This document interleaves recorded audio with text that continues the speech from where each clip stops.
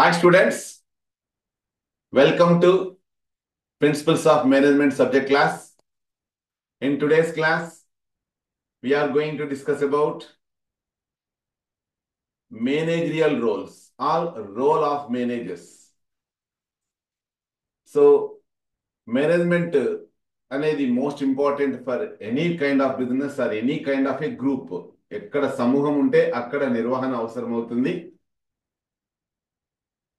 ఒక గ్రూప్ ను మేనేజ్ చేయడానికి అంటే నిర్వహించడానికి ఖచ్చితంగా ఒక ఇన్ఛార్జ్ లేదా ఒక రెస్పాన్సిబుల్ పర్సన్ ఎన్నో పాత్రలను నిర్వహించాల్సి వస్తుంది.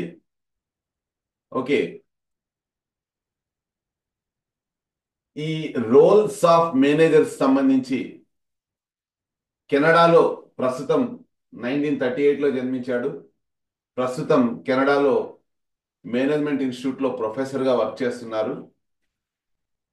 ఆ మహానుభావుడు 3 రకాల రోల్స్ను ప్రతి మేనేజరు ప్లే చేయాల్సి ఉంటుందని తెలియచేశారు.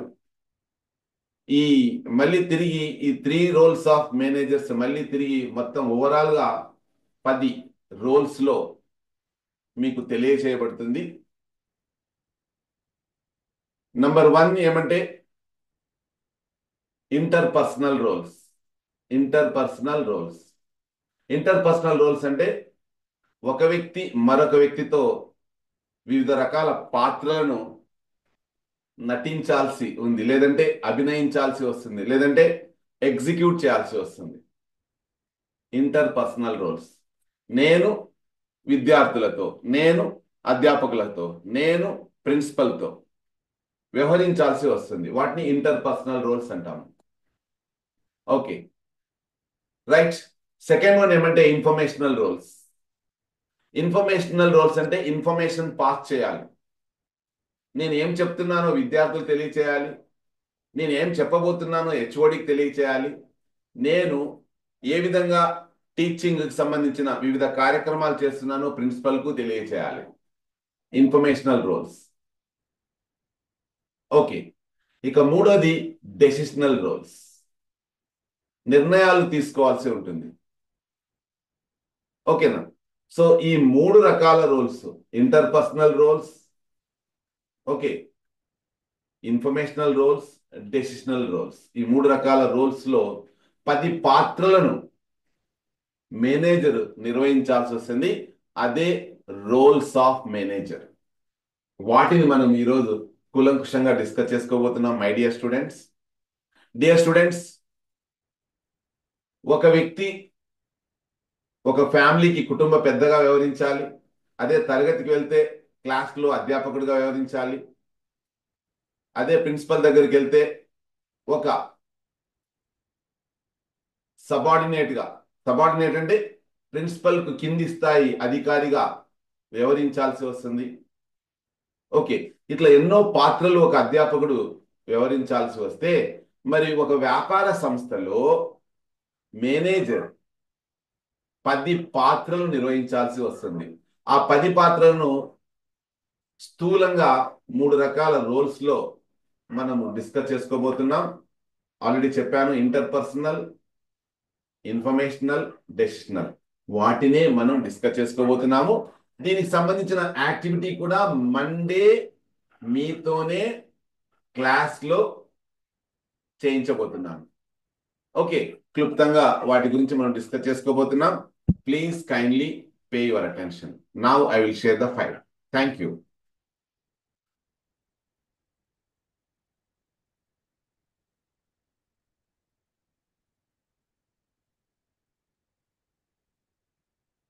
Right students, roles of managers మీ అందరికీ కనపడుతుందని అనుకుంటున్నాను. Roles of managers. Managers play a crucial role in achieving organizational objectives by, oh, sorry. Okay.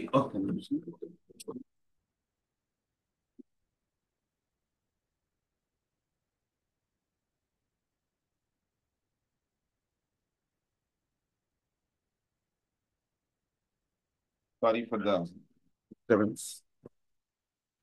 Managers play A crucial role in achieving organizational objectives by efficiently utilizing resources and coordinating team efforts. ఇతర ఉద్యోగుల సమన్వయంతో ఉన్న వనరులను సమర్థవంతంగా ఉపయోగించుకొని సంస్థ యొక్క లక్ష్యాలను అచీవ్ చేయడమే మేనేజర్ల యొక్క ప్రధానమైన కీలకమైన పాత్ర. ఓకేనా? ఇంగ్లీష్కి తెలుగుకి ఆపోజిట్లో ఉంటుంది. ఓకే, ఇంగ్లీష్లోకి తెలుగులోకి ట్రాన్స్లేషన్ చాలా డిఫరెంట్గా ఉంటుంది. చూడండి, managers play a crucial role in achieving organizational objectives by efficiently utilizing resources and coordinating team efforts. ఓకేనా? దీన్ని ఎలా చెప్తాము అంటే తెలుగులో మీకు అర్థమయ్యేటట్టుగా, వ్యక్తుల సహకారంతో లేదా వ్యక్తుల ఎఫర్ట్స్ అన్నిటినీ సమన్వయపరుచుకొని అత్యంత ప్రభావవంతంగా ఉన్న వనరులను ఉపయోగించుకొని సంస్థ యొక్క లక్ష్యాలను సాధించడానికి నిర్వాహకులు లేదా మేనేజర్లు కీలకమైన పాత్రను వహిస్తారు. కీలకమైన పాత్రను పోషిస్తారు. ఇది దాని meaning. So their responsibilities can be categorized into 3 broad areas as identified by Henry Mintzberg. ఈయన ఆ మహనీయుడు, నేను చెప్పాను కదా, ఈయన కెనడాలో మేనేజ్మెంట్ ప్రొఫెసరు. ఇతను 3 రకాలుగా మేనేజర్ తన యొక్క పాత్ర నిర్వహించాల్సి వస్తుంది అంటారు. మళ్ళీ డివైడ్ చేయబడ్డాయి. ఇంటర్పర్సనల్ రోల్స్, వ్యక్తులతో అతను వ్యవహరించాలి. ఇన్ఫర్మేషనల్ రోల్స్, సమాచారానికి సంబంధించిన పాత్రలు నిర్వహించాలి. డెసిషనల్ రోల్స్, నిర్ణయాలకు సంబంధించిన పాత్రలను కూడా నిర్వహించాలి. ఓకే, సో ఇతని పేరు ఏమంటే హెన్రీ మెండ్బర్గ్. మనము జస్ట్ కాపీ చేసి గూగుల్కి వెళ్ళి మనము చెక్ చేసినా కూడాను ఇతని గురించి ఇంకా అదనంగా మనం సమాచారాన్ని తెలుసుకోవచ్చు. ఈయన సెప్టెంబర్ 2, 1939లో జన్మించారు. ప్రస్తుతం 85 ఇయర్స్ అతని ఏజ్. ఓకేనా? సో కెనడాలో ఉన్నారు. ఫ్యాకల్టీ ఆఫ్ మేనేజ్మెంట్, మెక్ గిల్ యూనివర్సిటీలో వర్క్ చేస్తున్నారు. ఈయన ఈ థియరీని కనుగొన్నారు. అంటే ఈ మేనేజర్స్ రోల్స్కి సంబంధించిన ఈ కాన్సెప్ట్ని ఇతనే డిజైన్ చేశారు. Right my dear students, so మొట్టమొదటిది ఇంటర్పర్సనల్ రోల్స్. అందులో ఎన్ని ఉన్నాయంటే చూడండి, 3 ఉన్నాయి. 1 figurehead, 2 leader, 3 liaison officer అంటాము. ఫిగర్ హెడ్, లీడర్, లయజన్, ఇవి 3 పాత్రలు ఇంటర్పర్సనల్ రోల్స్లో. ఇన్ఫర్మేషనల్ రోల్స్లో monitor, disseminator, spokesperson. Okay, ఇవి ఒక 3 పాత్రలు. నెక్స్ట్ మూడోది ఏమంటే డెసిషనల్ రోల్స్, నిర్ణయాలకు సంబంధించి. Entrepreneur, disturbance handler, resource allocator, negotiator, ఇవి 4 పాత్రలు. అంటే 3+3+4 అనమాట. టోటల్గా ఒక మేనేజరు వ్యాపారంలో 10 పాత్రలు నిర్వహించాల్సి వస్తుంది. మీరు సినిమాల్లో చూసే ఉంటారు, డబుల్ యాక్షన్, త్రిబుల్ యాక్షన్ కదా, కానీ ఇక్కడ మేనేజరు 10 రోల్స్ను నిర్వహించాల్సి వస్తుంది. అది దాని అర్థం సింపుల్గా చెప్పాలంటే. అవి ఏంటి అనేది మనము జాగ్రత్తగా మనము డిస్కస్ చేద్దాం. Interpersonal roles. Dear students, interpersonal roles అంటే ఒక వ్యక్తి లేదా ఒక మేనేజరు మిగతా ప్రజలతో లేదా మిగతా ఉద్యోగులతో డీల్ చేయడానికి సంబంధించింది. These roles involve interactions with people inside and outside the organization to establish and maintain relationships. అంటే సంస్థ లోపల, సంస్థ బయట వ్యక్తులతో సత్సంబంధాలను కలిగి ఉండాలి. దానికోసం ఒక ఫిగర్ హెడ్ అంటే ఒక పెద్దగా, ఒక కుటుంబ పెద్దలాగా ఉండాలి. అంటే managers perform ceremonial and symbolic duties such as attending meetings, representing the organization at events and signing official documents. అంటే ఒక ఫిగర్ హెడ్గా, ఒక వ్యవస్థకు ప్రధానమైన వ్యక్తిగా ఏం చేయాలి అంటే వ్యాపారానికి సంబంధించిన బాధ్యతలు నిర్వహించాలి. సమావేశాలకు హాజరు కావాలి. ఏమి ముఖ్యమైన సమావేశాలుంటే వాటిలో పాల్గొని ఏమైనా కాంట్రాక్ట్లకు సంబంధించిన డాక్యుమెంట్స్, అధికార సంబంధిత డాక్యుమెంట్స్ ఉంటే వాటిలో సంతకం చేయాలి. అది ఫిగర్ హెడ్ అంటే దాని అర్థం. ఓకేనా? ఎగ్జాంపుల్ అండి, the CEO of Tata steel inaugurating a new production facility and cutting the ribbon. Tata స్టీల్కి సంబంధించిన సిఇఓ అంటే చీఫ్ ఎగ్జిక్యూటివ్ ఆఫీసర్ ఏం చేయాలి? రిబ్బన్ అంటే ఏదైనా ఒక కొత్తగా ఒక ఉత్పత్తికి సంబంధించిన యంత్ర సామాగ్రిని ప్రారంభిస్తూ రిబ్బన్ కట్ చేయడం అంటే దాన్నే సింబాలిక్ లేదా సెరిమోనియల్ డ్యూటీస్ అంటారు. రైట్? సో ఫిగర్ హెడ్ ఒక ఇప్పుడు ఎగ్జాంపుల్ మన ఇండియాకు ఒక ప్రెసిడెంట్గా, రాష్ట్రపతి, లేదంటే మన రాష్ట్రానికి గవర్నర్గా, ఆ రకంగా అనమాట ఫిగర్ హెడ్. Number 2 leader. చూడండి ఇక్కడే అంటే ఏది ఇంటర్పర్సనల్ రోల్స్లోనే వ్యక్తులతో డీల్ చేయాలి అనే దాంట్లో ఒక పెద్దగా. రెండోది నాయకుడిగా. Managers motivate, guide and inspire employees to achieve organizational goals. వ్యాపార సంస్థ యొక్క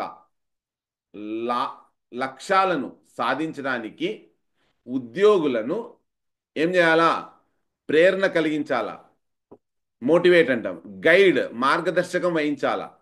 ఇన్స్పైర్ స్ఫూర్తి నింపాలా ఉద్యోగులలో. ఎగ్జాంపుల్ అండి, Ratan Tata leadership in encouraging innovation and supporting teams during the launch of Tata Nano project. 1,00,000కే 1,00,000కే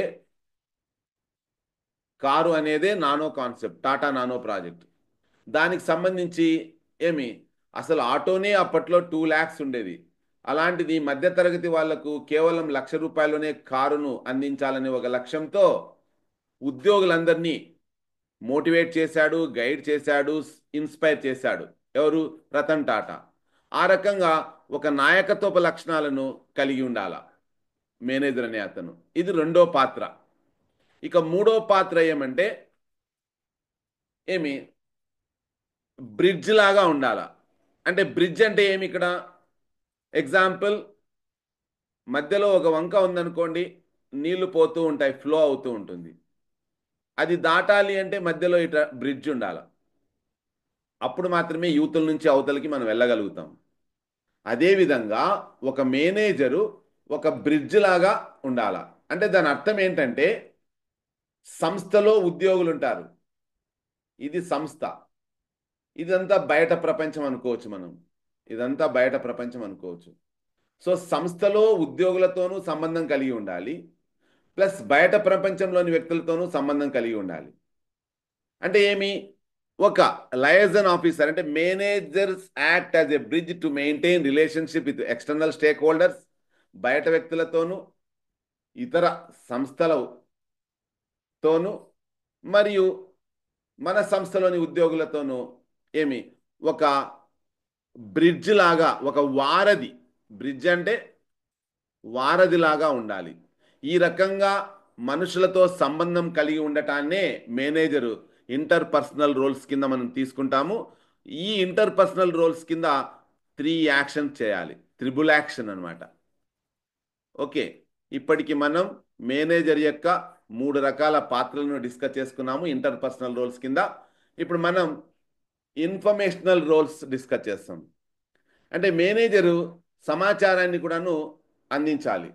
these roles involve gathering, processing, sharing information crucial for decision making and coordination. నిర్ణయాలు తీసుకోవడానికి, వ్యాపార సంస్థ యొక్క కార్యక్రమాలను సమన్వయం చేసుకోవడానికి సమాచారాన్ని సేకరించాలి, దాన్ని ప్రాసెస్ చేయాలి, ఉద్యోగులకు షేర్ చేయాలి. ఇది సమాచారాన్ని ఏం చేయాలి? సేకరించాలా, గ్యాదర్ చేయాలా. దాన్ని ఏది షేర్ చేయాలా, ఏది షేర్ చేయకూడదనే ప్రక్రియనే ప్రాసెసింగ్ అంటాం. అది చేయాలా. ఆ తర్వాత సరైన సమాచారాన్ని షేర్ చేయాలా. ఎందుకు చేయాలి అంటే డెసిషన్ మేకింగ్కు మరియు సమన్వయం, వ్యాపారంలోని కార్యక్రమాల మధ్య సమన్వయం సాధించడానికి, నిర్ణయాలు తీసుకోవడానికి సరియైన సమాచారాన్ని సేకరించి ఉద్యోగుల మధ్య పంచుకోవాల్సిన బాధ్యత.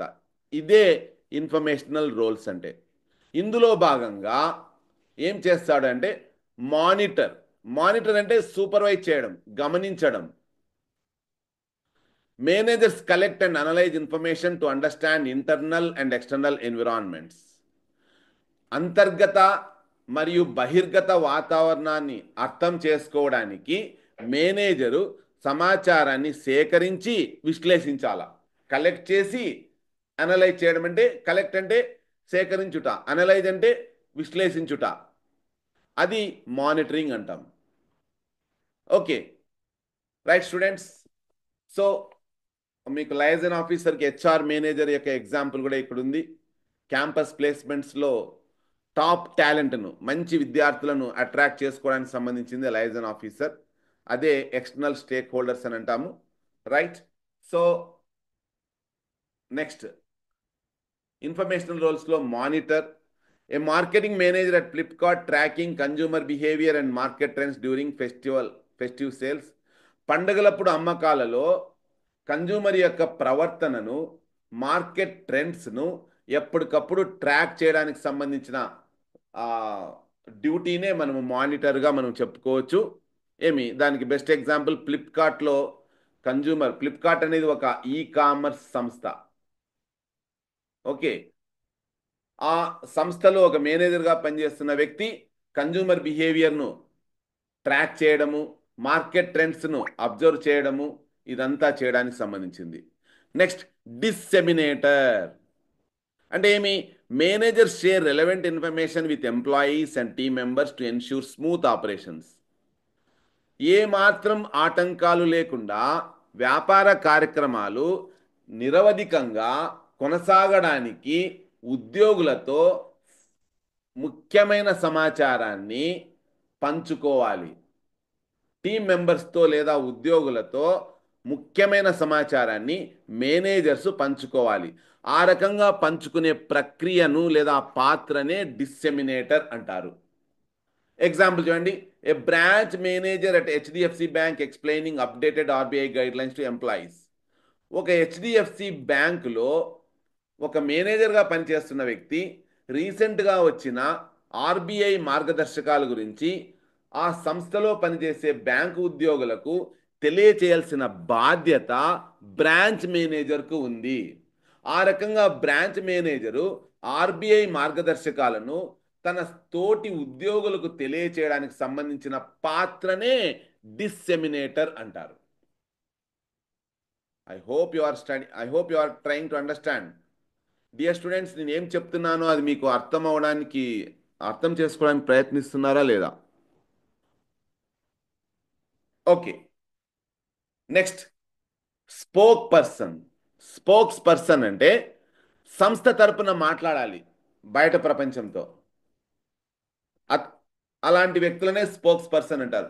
మీకు తెలిసే ఉంటుంది, బీజేపీ కానీ, టీడీపీ కానీ, లేదంటే కాంగ్రెస్ కానీ, లేదంటే వైఎస్ఆర్పి కానీ, ఈ పార్టీల తరపున ఎవరో ఒకరు ఏం చేస్తారు, తమ యొక్క కార్యక్రమాలకు సంబంధించిన విషయాలను తెలియచేయడానికి ఒక వ్యక్తి మాట్లాడతాడు. అలాంటి వ్యక్తినే స్పోక్స్ పర్సన్ అంటారు. అదేవిధంగా వ్యాపార సంస్థకు కూడాను మేనేజరు ఏం చేయబోతున్నామో అనే విషయాన్ని బయట ప్రపంచానికి తెలియచేయాల్సిన బాధ్యత ఉంది. అంటే managers represent the organization in external forums and communicate its vision, mission and achievements. తమ యొక్క విజన్, మిషన్ అంటే ఇప్పుడు ఏం చేయబోతున్నాము, 10 సంవత్సరాల్లో ఏం చేయబోతున్నాము, ఏం సాధించబోతున్నాము అనేది బయట ప్రపంచానికి తెలియచేయాల్సిన ఒక వక్తగా మేనేజర్ వ్యవహరించాలి. అలా నిర్వహించే పాత్రనే స్పోక్స్ పర్సన్ అని అంటారు. ఎగ్జాంపుల్ చూడండి. The spokesperson of ISRO addressing the media after the success of Chandrayaan mission. Chandrayaan mission success అయినప్పుడు ఇస్రో సక్సెస్ చేసినప్పుడు దానికి సంబంధించిన వ్యక్తి మాట్లాడడం జరిగిందనమాట. ఆ రకంగా బయట ప్రపంచానికి తెలియచేయాల్సి ఉంటుంది. సో ఈ రకంగా 3 పాత్రలు. ఒకటి ఇంటర్పర్సనల్ 3 పాత్రలు, ఇన్ఫర్మేషనల్ 3 పాత్రలు. ఇప్పుడు డెసిషనల్ రోల్స్ నిర్ణయాలకు సంబంధించిన పాత్రలు 4 ఉన్నాయి. డియర్ స్టూడెంట్స్, నిర్ణయాలకు సంబంధించిన పాత్రలు. These roles involve making decisions to resolve issues, allocate resources, and plan strategies. Dear students, ఒక మేనేజరు నిర్ణయాలు తీసుకునే పాత్రలో భాగంగా ఆ వ్యక్తి ఎంటర్ప్రినర్గా వ్యవహరించాలి, వ్యవస్థాపకుడుగా. డిస్టర్బెన్స్ హ్యాండ్లర్, ఏదైనా సమస్య వచ్చినప్పుడు ఆ సమస్యను పరిష్కరించే వ్యక్తిగా వ్యవహరించాలి. అదేవిధంగా సంస్థ యొక్క వనరులను పంచే వ్యక్తిగా ఉండాలి. అదేవిధంగా మధ్యవర్తిగా కూడా ఉండాలి, నెగోషియేటర్గా ఉండాలి. ఇతరులతో ఒప్పందాలు కుదుర్చుకునేటప్పుడు లావాదేవీలు జరపడానికి ఒక మధ్యవర్తిగా ఉండాలి. ఈ రకంగా నిర్ణయాలు తీసుకునే పాత్రలను 4 పాత్రలులో ఏమైపోవాలి, అతను లీనమైపోవాలి. అంటే ఒక మేనేజరు దశావతారంగా ఉండాలి. మీకు కమల్ హాసన్ మూవీ చూసే ఉంటారనుకుంటా, దశావతారం అని. చాలా అద్భుతమైన మూవీ అది. అతను 10 క్యారెక్టర్స్ చేస్తాడు అందులో. ఇక్కడ ఒకే వ్యక్తి 10 క్యారెక్టర్స్. ఆ 10 క్యారెక్టర్స్లో ఇప్పటి వరకు 6 డిస్కస్ చేసుకున్నాము. మిగతా 4 ఏంటి అంటే డెసిషనల్ రోల్స్ సంబంధించి. ఒకటి entrepreneur. Dear students, managers innovate and seek opportunities to improve processes, products and services.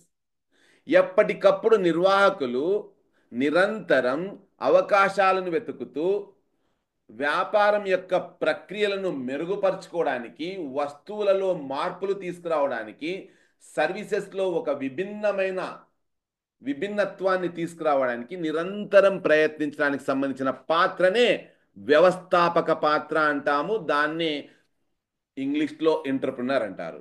Example, Baiju founder ఒక యాప్ని డిజైన్ చేసి విద్యార్థులందరూ చదువుకునేటట్టుగా చేయడానికి సంబంధించింది. ఒక విప్లవాన్ని తెచ్చింది విద్యకు సంబంధించి భారతదేశంలో బైజూస్ సంస్థ. Okay, next disturbance handler.